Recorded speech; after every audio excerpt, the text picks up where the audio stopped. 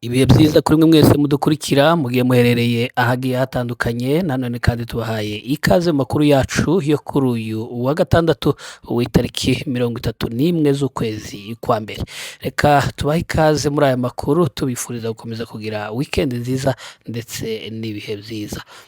Amakuru yacu yo kuri uyu munsi araza kuba yibanda ku bikomeje kuvugwa hariya iwacu mu misozi y'Umurenge, ahakomeje kuba hagenda habera intambara zigiye zikomeye, aho igihugu ca Kongo gifatikanyije n'igihugu c'u Burundi bakomeje kohereza ibitero by'ingabo ndetse n'ibitero by'indege bikomeza kwibasira abaturage hariya mu karere ka Minembwe. Ndagira ngo rero tuze kongera kandi kugaruka ku mirwano ikomeje kuhabera. Nanone kandi biravugwa yuko leta ya Kongo ikomeza kujijisha yongera kandi gusaba ibiganiro mu gihe n'ubundi bakomeza kuba bagaba ibitero hariya ku baturage. Iki cumweru cose gishize hariya mu karere k'imisozi miremire kakomeje kuba kagenda kaberamo ibitero bikomeye vyagiye bigabwa n'ingabo za FARDC zifatikanyije n'ingabo z'abarundi FDLR ndetse na Wazalendo, bakomeza kugaba ibitero mu duce dutuwemo abaturage b'abanyamurenge hariya i Murenge. Biravugwa yuko muri iki cumweru nta munsi n'umwe indege zo mu bwoko bwa drone ndege zidakoresha abapilote nta na rimwe zitigeze zirasa hariya muri kariya karere, aho zagiye zirasa mu mihana y'abaturage ku munsi w'ejo, zarashe hariya mu Madegu ndetse yewe n'ejo bundi zari zongeye kandi kugenda zirasa mu mazu y'abaturage, aho amazu y'abaturage akomeza kuba agenda asenywa n'izi ndege, ndetse abaturage kuri ubu bakaba bakutse umutima bibaza ico leta ya Kongo na leta y'u Burundi ihora abaturage b'abanyamurenge. Nanone kandi uretse ibyo bitero byagiye bigabwa mu mihana y'abaturage bakoresheje indege, nanone izi ndege ndetse n'ibitero byo ku butaka byakomeje kwibasira ingabo zatwirwaneho ziri hariya Point Zero rero yakomeje kuberamo intambara zikomeye cyane muri iki cumweru. Point Zero ku batahazi ndagira ngo babwire yuko Point Zero ari agace kari hejuru mu misozi, gaherereye mu misozi ya Fizi, kakaba isangano ry'amayira yerekeza mu bice bitandukanye birimo umujyi wa Uvira mu majyaruguru ashira mu burasirazuba, Mikenke na centre ya Minembwe mu burengerazuba, Fizi na Baraka mu majyepfo. Aho rero hakomeje kuba harimo hagabwa ibitero bikomeye, aho ingabo za leta ndifatikanyije na Wazalendo, FARDC ndetse FDLR ndetse n'ingabo z'abarundi, aho mu bigaragara bashaka kongera kandi kuba basubira muri aka gace ka Point Zero kugira ngo n'ubundi babone uko bakomeza kugaba ibitero bikomeye hariya mu baturage ba Minembwe mu buryo buboroheye.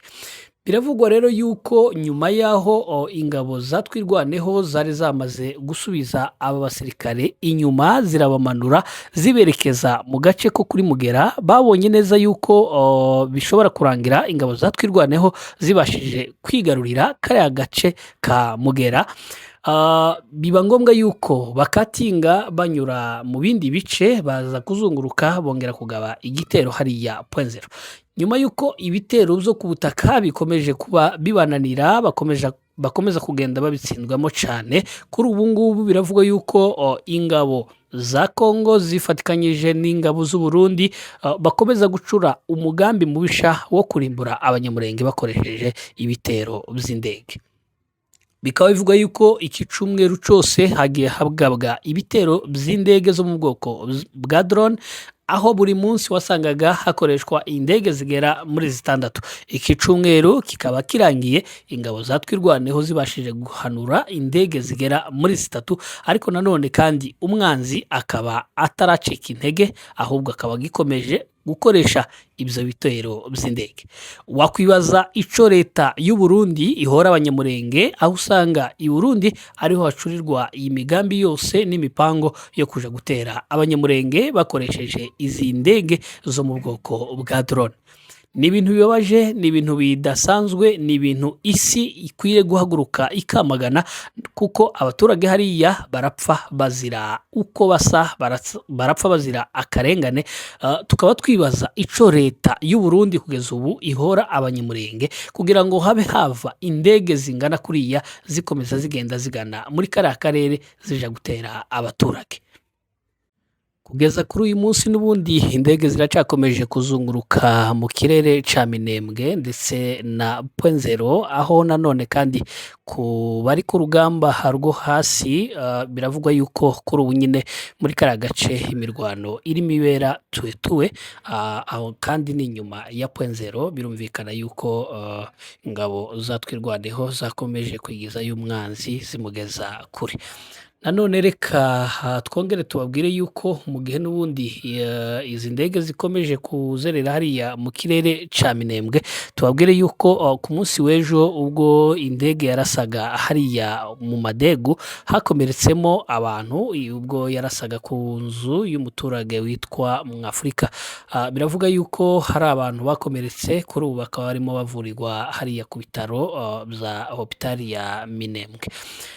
Ndagira ngo amakuru yacu tuyakomereze ku Ndondo, nanone ahakomeje kuvugwa imigwano ikomeye cane hariya mu duce twa Mitamba, aho nanone ingabo z'Abarundi zakomeje kuzamuka ari ibihumbi zigerageza n'ubundi gutera amaka ya twigwaneho aho yari iri hariya mu Mitamba.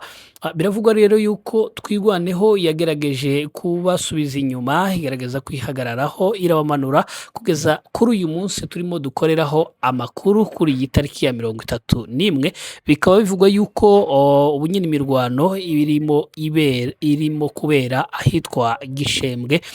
Mbibutse yuko ari mu mihana imanuka igana za Kirungwa. Ntabwo ari kure cane, ngira ngo ni ahantu umuntu ashobora kugenda mu birometero bigera nko muri 5 uvuye yani hagati ya Gishembwe ndetse n'umusozi wa Kirungwa. Aho rero ni mu nzira zimanuka zigana mu mujyi wa Uvira. Mu gihe rero n'ubundi Imana yaba ikomeje kubana nabo ikabaha imbaraga, bagera i Buvira mu gihe kidatinze, mu gihe kidatwaye iminsi. Gusa ikibazo aho kiri ni wakwibaza ni ukubera iki iyi leta ya Kongo na leta y'u Burundi ikomeje gucura imigambi yo kwica abaturage b'abanyamurenge ikoresheje ibitero vy'indege.